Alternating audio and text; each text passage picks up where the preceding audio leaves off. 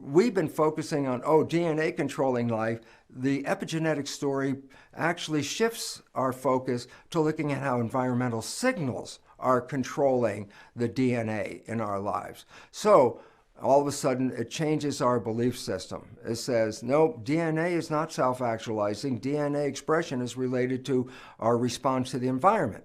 So I say, okay, let's go back to the cells in tissue culture. And as I said, as I put the tissue culture cells in the plate and then feed them with culture medium, it is the culture medium that determines the fate of the cells. And I go, well, here's an interesting point. Well, we've been talking about cells in a petri dish. It's really no different than cells in your body. Remember, your body is comprised of 50 trillion cells. That, in fact, you can perceive of your body as a skin-covered petri dish, and within that dish are 50 trillion cells. So a human body is a petri dish. And I say, yeah. And just like our study in the laboratory, adding culture medium to the cells, well, in the body, the culture medium is the blood. So all of a sudden we say, well, it is no difference if the cell is in the plastic dish or the cell is in the skin-covered dish, because the cell is still going to respond to the culture medium environment. And in the human body, that culture medium is blood. I say, well, that becomes important because then the chemical composition of the blood is actually controlling the fate of the cells. And I say, well, there are two aspects to what is in the blood that is controlling biology. Number one is just the basic nutritional elements. So in culture medium, there's nutrition. And this is significant because it says when we make the culture medium called blood in our human body, it also is derived from nutrition. So one of the big factors affecting our health is, are we taking in proper nutrition that will support the health of our bodies, or are we taking in toxic elements as produced in industrial farming? Because these toxic elements will interfere with the growth medium, and in turn, via epigenetics, the toxic food that we eat will alter our genetic expression and can contribute to our health. Well, in addition to nutrients, blood contains cellular signals. I go, cellular signals? That's, yeah. Emotional chemistry, hormones, growth factors. So blood contains nutrition and blood contains information. And the cellular signals come from the nervous system. So to understand how we create the blood composition, recognize this. We live in an environment external to our body as well as we have an environment internal in our body. I say, well, how does the cell know what the environment has in it? And the answer is this. The function of the nervous system in the brain is to read the composition of the environment in which we are living. So the function of the brain is perception, what is going on in the world. And then the brain will translate that perception into signals to coordinate the body's response to that environment. So the signals from the brain are passed via the nervous system and the circulatory system to the cells of the body. These signals in the blood are the factors that are then controlling epigenetics, and so brain-mediated signals control behavior and gene activity by being transmitted through the nervous system and blood to the target cells. When we get to the level of the human, it's more than just the environment that is controlling behavior and genes. When we get to the human, we start to recognize that there is a mind. And when we put the mind into the scheme, it changes the flow of information for this reason. The brain picks up the signals from the environment, but the mind does an interpretation of those signals, and that interpretation is translated into the chemistry released by the brain. So the culture medium components controlling biology are not necessarily directly related to the real world. The culture medium contains information that is directly related to our perception of the world. If we have a misperception of what's going on in our environment, then you realize this. The signals that our cells receive internally is not the signal of what's really going on in the world. And so the cells don't see the real world. They only see our interpretation. That interpretation translated by the brain turned into chemicals that are released into the body, causing the composition of the culture medium that influences cells. So we now have to recognize that the environment that we are living in is really creating the chemistry that is controlling our biology. To simplify an understanding that, in this cartoon, what we can see is an image of a brain. And in one hand of that brain, there's a flask of culture medium. In the other hand, the brain is feeding that culture medium to cells in a dish. And I go, okay, that cartoon represents the fact is this. The brain is creating the blood, the culture medium, and that blood is then used to control the fate of the cells. So I say, okay, well, how does it work? And I go like this. When we have a perception, that perception is translated by the brain into the chemistry used in the culture medium. So I can say, when you open your eyes, let's say, and you see someone you love, the brain interprets love and translates it into chemistry such as providing the dopamine as a result of experiencing love, which is the pleasure we experience in love.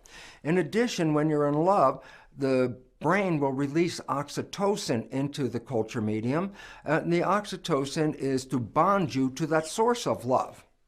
Then the other chemicals that come out of the brain include vasopressin. So when you're in love, vasopressin is a chemical that makes you more attractive so that your partner, your lover, will stay with you. And lastly, brain activity in response to love releases growth hormone. And growth hormone, as the name says, is a chemical that supports the growth and health of the cells in your body.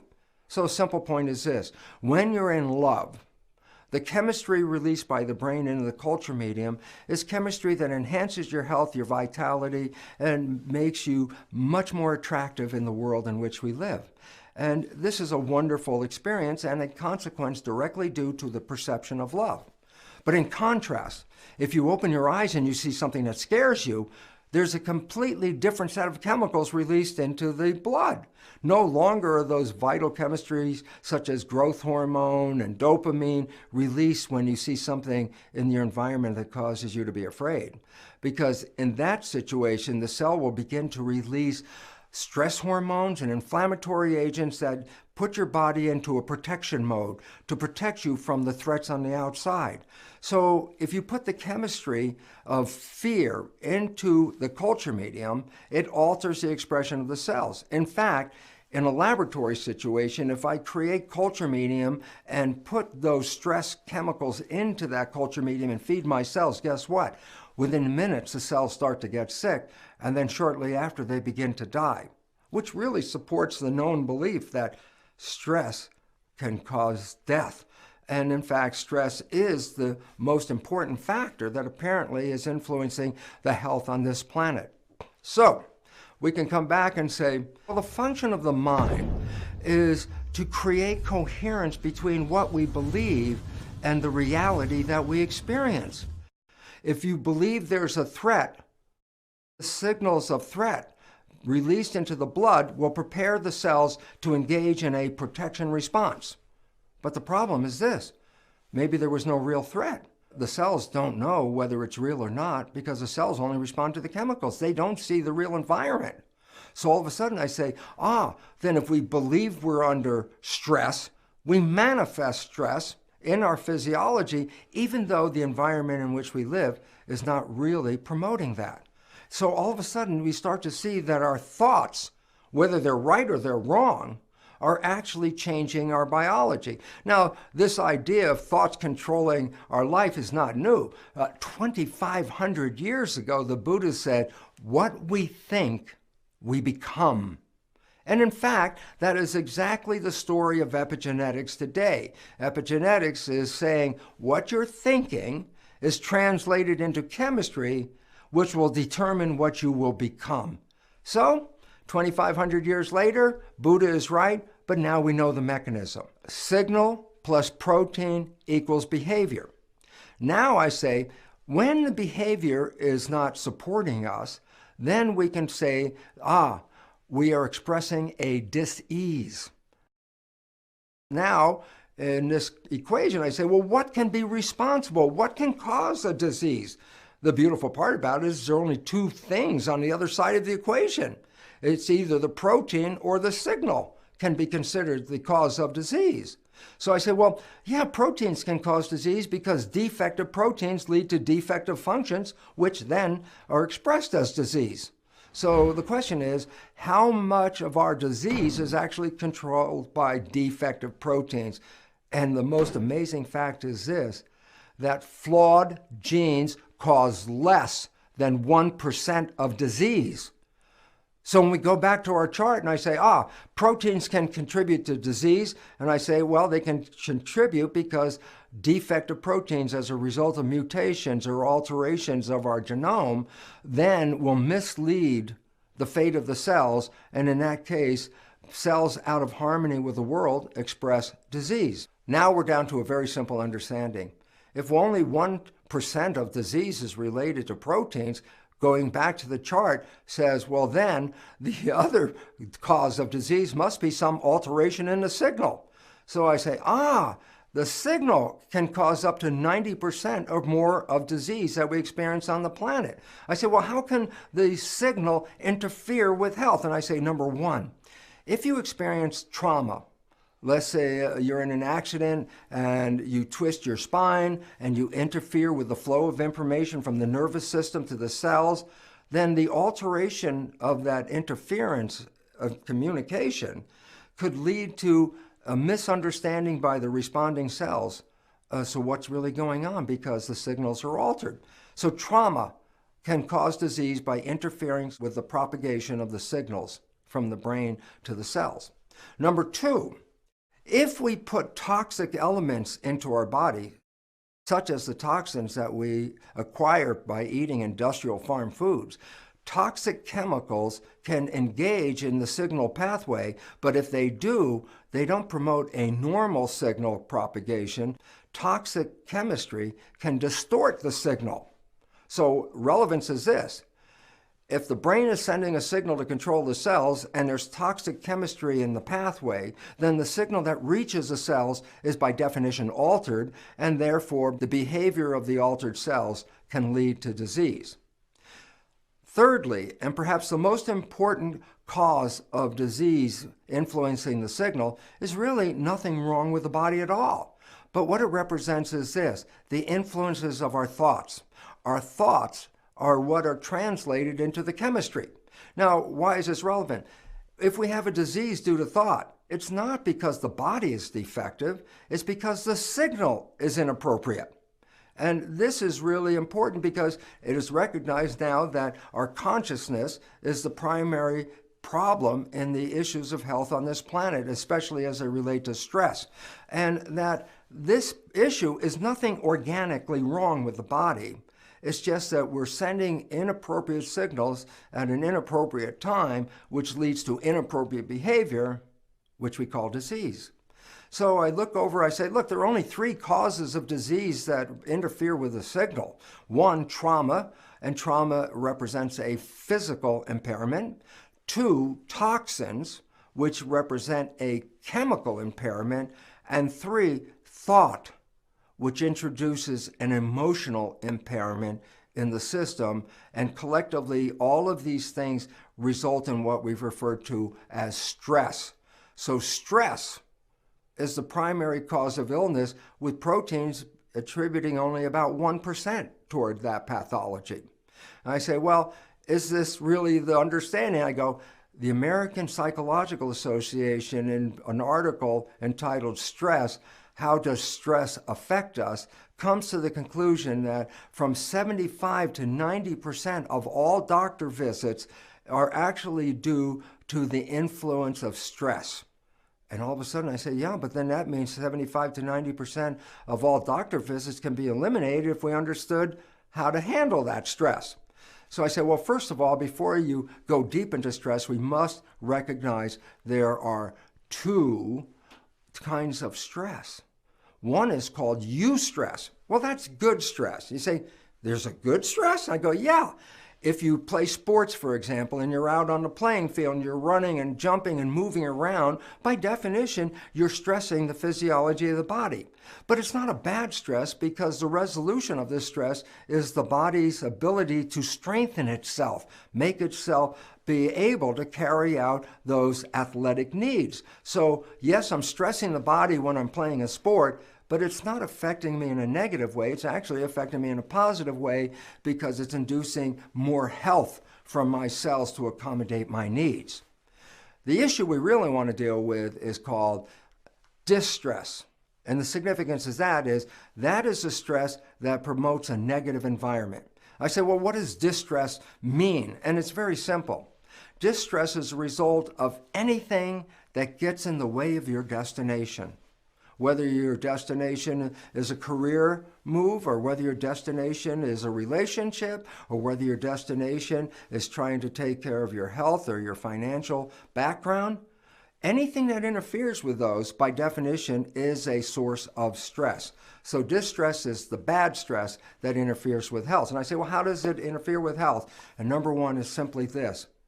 When you put cells in a petri dish, I can create an experiment where I create two sets of dishes. In one set of dishes, I put nutrients in front of the cells to support their growth. In the second set of dishes, I put a toxic element that threatens the cell's life. I put these culture dishes back into the incubator, wait for a while, come back, take the dishes out, and then I look, where are the cells in each of these two dishes? Well, number one, when you put nutrients that support the life of the cell in the dish, the cells move to the nutrients to take in the nutrients, assimilate them, and put them in their body. But in the petri dish with the toxic elements, the cells don't move to the toxic element. In fact, they move the opposite way. The cells move away from the signal, and in this case, in the form of protection, they also close themselves down to wall off the threat. So we have two different behaviors based on the signals. A positive signal causes the cell to move to the signal, open its arms, and take in, assimilate the positive signal. A negative signal causes cells to move backwards away from the signal and close themselves down in protection. The point is this: cells cannot move forwards and backwards at the same time. Cells cannot be open and closed at the same time. The net result is a very simple conclusion. Cells can either be in growth, moving to the signals and assimilating, or cells can be in protection, moving away from the signal and walling themselves off. And the important part about this is that these behaviors are mutually exclusive. A cell cannot be in growth and protection at the same time. So, when we look at this picture and understand it, then what we can recognize is a simple fact. Protection mechanisms wall off the body and stop growth. I go, well, that sounds like a very bad situation. Why would we do that? Why would we shut down our growth mechanisms when we're under stress? That might be the time we need to activate those mechanisms. The answer is no, for a very simple reason. Historically, in evolution, go back to primitive people. And I say, well, tell me about their lives. And I go, well, very simple lives, looking for food, hanging out in the trees, and just enjoying the Garden of Eden at the time. But then I say, occasionally, a saber-toothed tiger shows up. And I go, well, that means the human has to protect itself. I say, well, what's the human going to do? Engage in fight or flight. This is the engagement offered by the hormones of the adrenal system. I say, yeah, but what does that mean? I say, well, imagine you're running away from a saber-toothed tiger, and I say, how much energy do you want to allocate to your fight or flight mechanism to escape the tiger? And the point is logically very simple. All the energy that I can make available, I want to have available to escape the tiger. So I say, yeah, but the energy in the body is being used to do many different things, such as growth and maintenance of the body, taking care of it, growth functions, and energy is actually used for the immune system. And it uses a lot of energy, that immune system, only because, as you well know, when you're sick, most people don't have enough energy to even get out of bed. So the immune system uses a lot of energy, and growth uses energy. So I say, you're being chased by a saber-toothed tiger, how would you split up the energy? And I would say, stop the energy for the growth mechanism. Why? I don't need to grow right now. I need to escape and save my life. I don't escape. Growth is irrelevant. The same thing applies to the immune system. If I'm having a bacterial infection and I'm being chased by a saber-toothed tiger, what would be the benefit of funding the immune system with energy? Because if the tiger catches you, that bacterial infection is not your problem anymore. It might even be the problem of the tiger. So the point about it is simply this. In a state of threat, stress hormones are released from the pituitary master gland to control the protection response in our body. The stress hormones do two things. They shut down all mechanisms that utilize energy that are not necessary from escaping from the tiger. So growth and the immune system are inhibited under the influence of stress hormones. When the system evolved 1 million years ago, the only stresses that people had were that occasional saber-toothed tiger. So there will only be short intervals of using a protection response, just long enough to escape from the tiger. When the individual had escaped the tiger, they were no longer needing a protection response. That stress system would shut down and the system would return back to normal growth. But that was 1 million years ago. Today, the stress that we face in our world is not little short bursts, but actually 24/7, 365. Every day, based on what's going on in the world, financially, health-wise, whatever, stress of that information is released in our body in the form of stress hormones, and they end up shutting down the growth and the immune system. And I go, well, that's not the original intention, a short burst of protection, because chronic protection leads to chronic problems because of its ability to shut down the maintenance of the body and the immune system. So all of a sudden you realize, why do we have so much illness in regard to the world we live in? And the answer is not because of our genetics and our biology, but because of the level of stress that the citizens have to deal with from day-to-day life. And that if we could eliminate that stress, then what we can do is actually recover our health again. So our health is not due to a defect in our body. Our health is just due to a mechanism that is out of control because of the amount of stress that we are creating in the world. So, two consequences of stress. A, when the stress hormones are released into the body, they start to close the blood vessels in the gut, and that stops the flow of blood to the gut. The blood, of course, is the source of energy. And I say, well, why would I stop the flow of the blood vessels in the gut when I'm being chased by a tiger? And the answer is simple. If you close down these blood vessels, it pushes the blood to the arms and legs, which are going to be used in the escape process. So we're just allocating energy to the somatic system to escape the threat.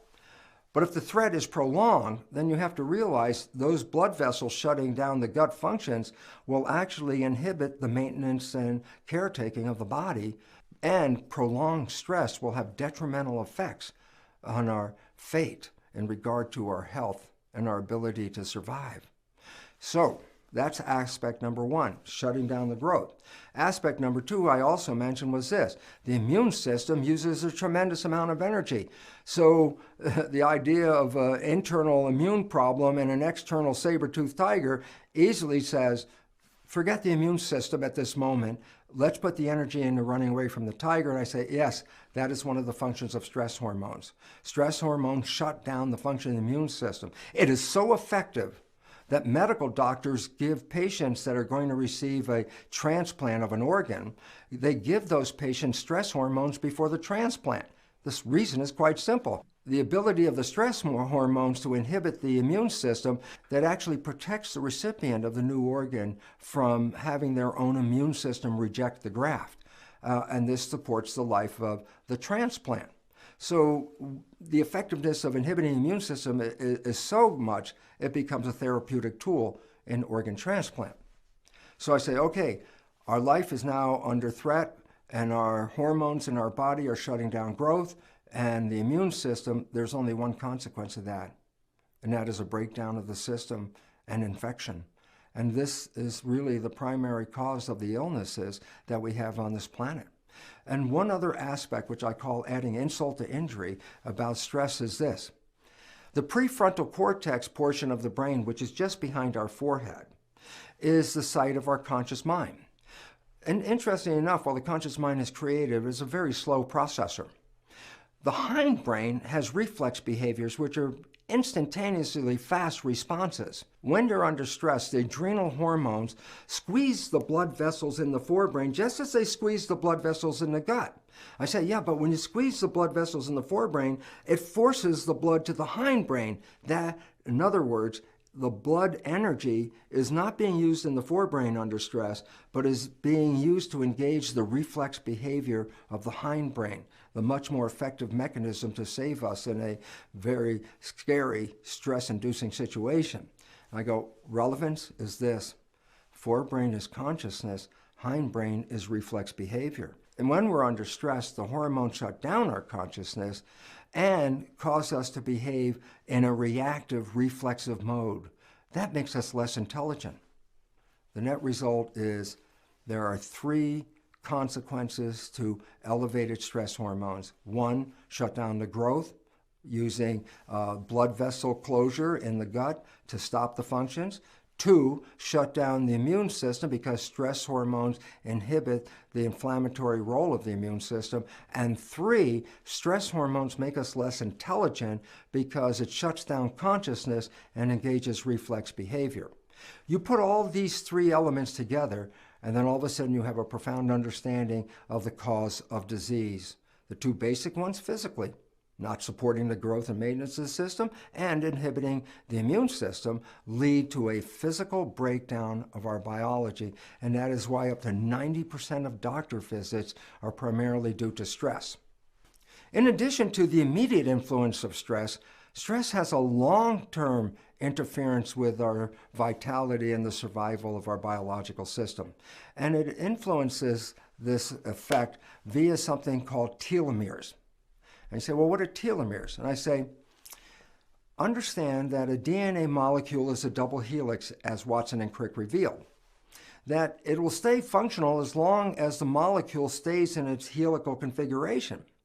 But if you start to unfold the double helix into single strands, this opens the DNA to a breakdown process where you can destroy the gene programs.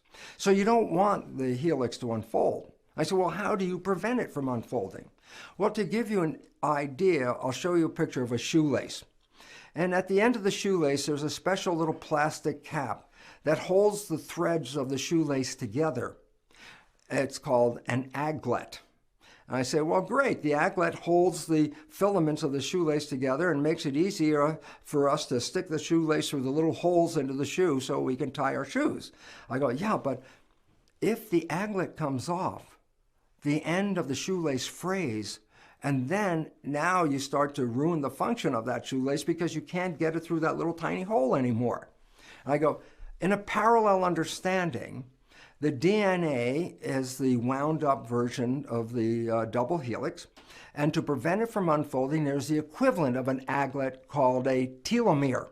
That holds the ends of the DNA together to prevent them from unfolding, okay? If the telomere is gone or breaks down, then the DNA will start to unfold, and that would have a negative aspect on our health because it can cause many of the diseases that we experience, such as aging, depression, and other physiological things like cancer, etc. So the telomeres are playing a very important role. And yet what we've looked at is that they appear to be nothing more than the equivalent of an aglet to hold the DNA together. I go, no, there's more to the telomere than that. And that is this. Why have the telomere? Yes, to hold the DNA double helix together, but there's another more important reason. These telomeres, as you can see in the picture of an isolated X and Y chromosome, these telomeres stained red are at the end of the DNA where we would expect to find them. And I go, but what do they represent? They're extensions of the DNA, but they don't program anything. So they're not genes, they're just nonsensical in one aspect, extensions of DNA, no gene program. I say, so yes, they're there to hold the DNA double helix together. And I go, yeah, but there's another important reason for telomeres, and that is this. In copying the DNA, you have to split the DNA apart into single strands. And when you do that, an enzyme called the DNA polymerase will land on a single strand of DNA, and like a train going down the tracks, as the polymerase enzyme moves down the length of the DNA. Behind in its wake, it leaves a copy of the DNA. So imagine a train going down the track, and right behind the train, there's a reproduction of the track. So all of a sudden now I have 2 tracks where I had 1. This is how you copy the DNA. And I go, well, this is really great, but here's where the problem comes in. When that enzyme reaches the end of the DNA, and it's sitting on the DNA before it falls off, it cannot copy the piece of DNA upon which it is sitting. So I create a copy of the DNA that I'm on with the enzyme, but when the enzyme gets to the end of the DNA strand, it cannot copy that last piece. And I say, well, what's the consequence? I say, the new copy of the DNA is shorter than the original copy. I go, oh, okay. I say, yeah, but then the next time it divides, the same thing will occur. So then the next copy of that DNA is still going to be shorter than the previous copy. Every time you copy the DNA, you lose a piece of the telomere because it cannot be copied by the enzyme, because the enzyme is sitting on top of it and needs to pass over it. And if it can't pass over it, it can't leave that DNA behind. So the net result is this. Telomeres, yes, provide for holding the DNA together to prevent it from fraying and then causing its breakdown. But as, or more importantly, the telomere provides a platform that allows a large number of reproductions of the DNA. Considering that every reproduction is shorter than the previous version, it will say what? At some point after so many cell divisions, the DNA called the telomere will be lost because it's shortened every time previously. And I said, well, what happens if you copy the DNA and the telomere's not there? And I say, oh, well, the next copy is going to be short again. But what's important is what you're shorting is not an extra piece of DNA. You're shorting a piece of a gene program that makes a protein vital to our biology. So when the telomere runs out, the next copying of the DNA will interfere with the genetic code and alter the expression of the organism. It was then understood that telomeres determine longevity. As long as you have telomere, you can reproduce the DNA, but if you divide the cell too frequently, the telomere disappears, and the next version, shorter version, will be shorter because you're cutting off a portion of a gene program.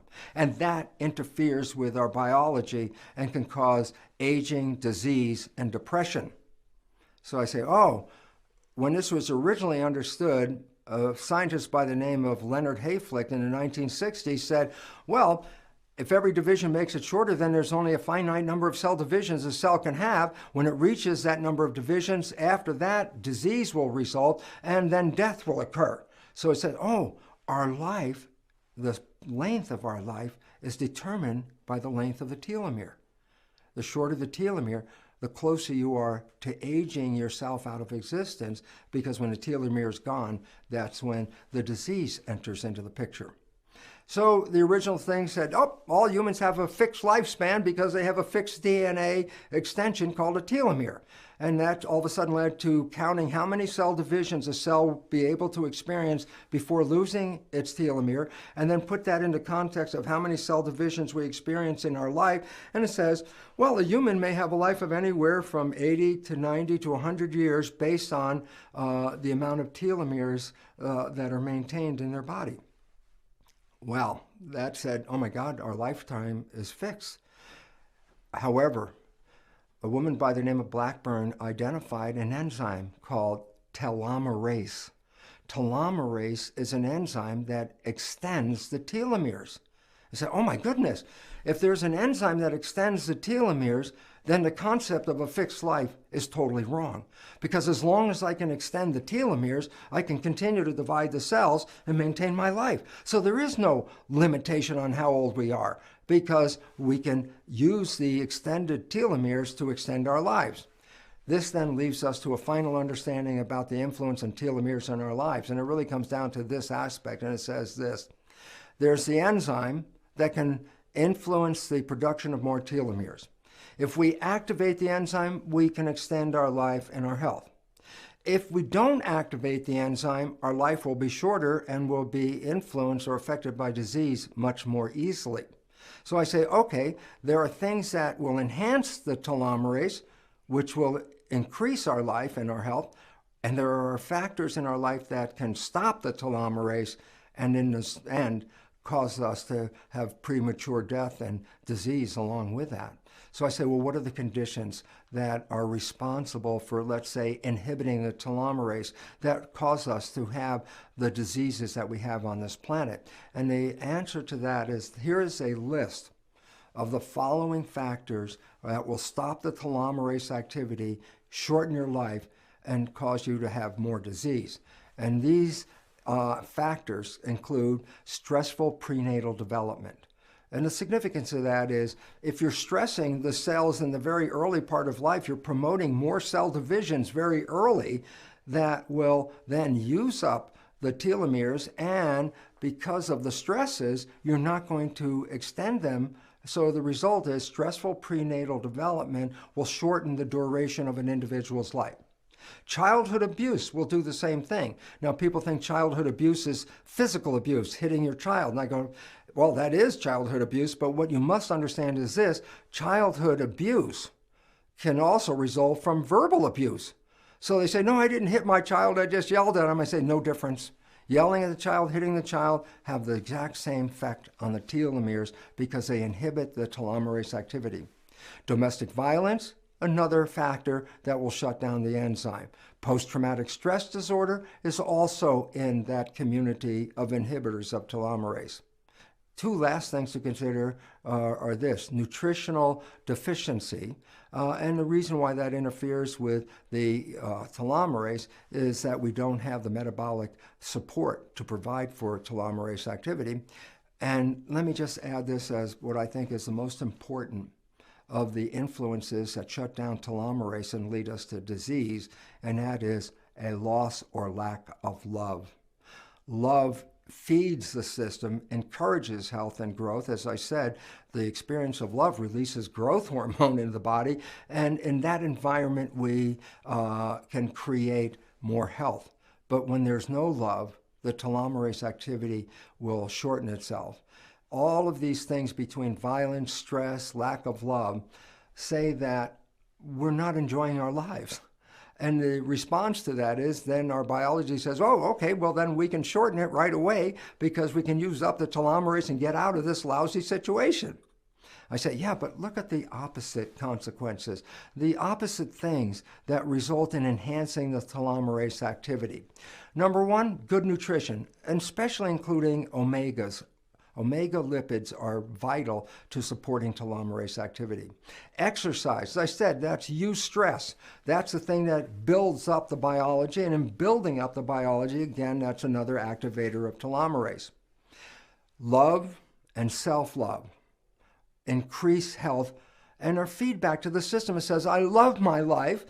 Just literally what you're telling yourselves is, I want more life. Love enhances telomerase to give us a greater opportunity to experience love on this planet. Along with love is positive outlook. If you see the future is bright, you're telling yourselves, I want to be here for the future. If you have a very negative outlook, what you're telling yourselves is, I'm afraid to be here and I don't want to be here because it's going to be very stressful, whatever it is, and you'll shut down the enzyme. So love, positive outlook, happiness and gratitude are all thoughts of the brain translated into chemistry to engage telomerase, because those are the thoughts that say, I love my existence on this planet, I want to be healthy and I want to maintain myself, and as a result, these thoughts and actions cause the telomerase activity to be increased, which ends up extending our life. And lastly, and most importantly, is that being in service activates telomerase. What does that mean? Are you a caregiver? Are you providing health for somebody? Are you providing something that other people need to stay alive? You start to get a conscious understanding that says, I am responsible for taking care of these things. I don't have the time to die early. I need to stay healthy longer because I have these jobs. So being in service is actually promoting telomerase activity and increasing your lifespan. Okay? And let's consider the opposite, which usually affects people after they retire. I'm retired. I have nothing left to do. What does the feedback of that thought have to do with our biology? Simple. When we have no function or reason to be here, we inhibit the telomerase because the telomerase was extending our life, and our thoughts say, we don't need any more extension. We're finished. I'm retired. I have nothing left to do. And I say, just that thought alone can stop the telomerase activity. And that result causes us to shorten our lifespan and engage in more sickness as well, because the loss of telomeres are one of the factors that increase the problems in our biological system. The summary is this: our thoughts are translated into chemistry that shape our body. The shape of our body is complement to the thoughts. Positive thoughts give us a positive, healthy biology. Negative thoughts can actually introduce any disease and death.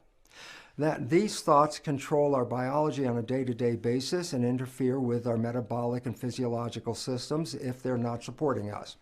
And then I go, but these thoughts and behaviors also influence our longevity, because these thoughts can alter the activity of telomerase enzymes.